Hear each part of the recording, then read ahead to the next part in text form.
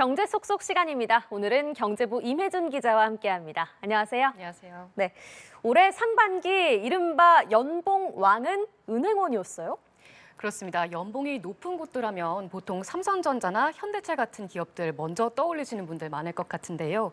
그런데 이들을 제친 주인공이 있었습니다. 바로 은행들인데요. 4대 시중은행 직원들의 상반기 평균 급여가 6,350만 원으로 집계가 됐습니다.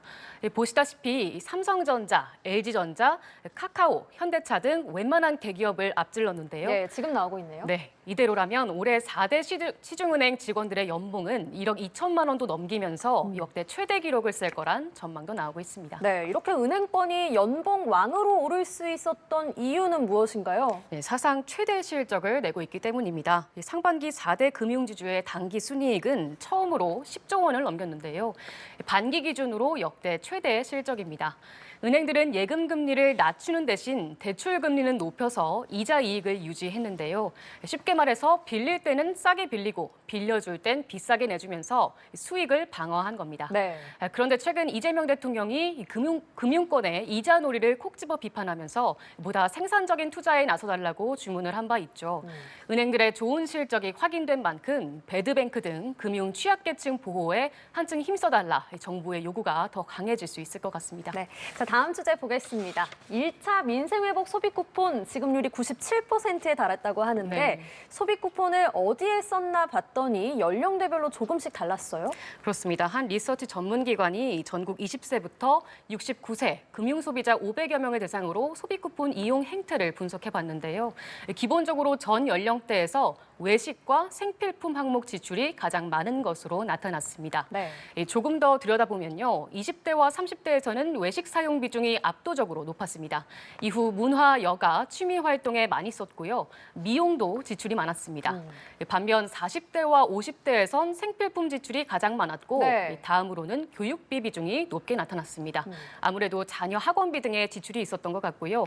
60대도 생필품에서 지출이 가장 많았고 다음으로는 건강, 의료 부문 지출이 컸습니다. 네.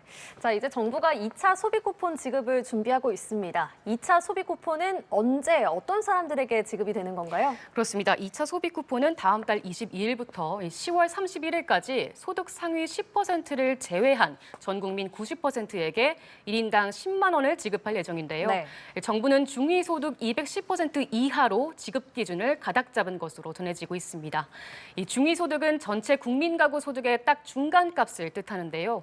이 중위소득 210% 이하가 기준이 되면 1인 가구는 월 소득이 502만 원, 2인 가구는 825만 원, 4인 가구는 1,280만 원 이하가 이번 소비 쿠폰 지급 대상이 될 전망입니다.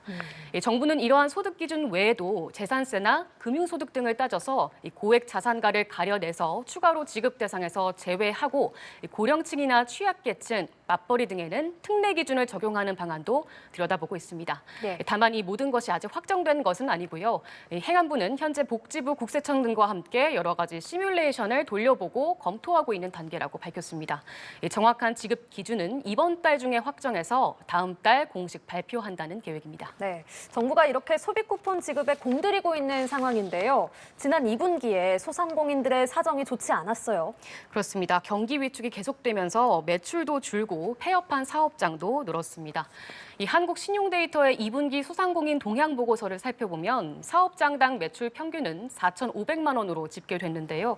특히 외식업에서 매출이 쪼그라들었습니다. 지갑이 닫히면서 술집 매출이 10% 가까이 줄었고 네. 분식과 패스트푸드, 카페 등 외식업 전반에 타격이 컸습니다.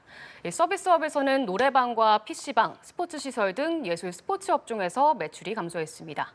전체 개인 사업자의 대출 잔액도 723조에 달해서 1년 전보다 16조 원가량 늘어나기도 했는데요. 대출이 있는 사업장 360만 개 중 50만 개 사업장은 이미 폐업 신고된 상태였습니다.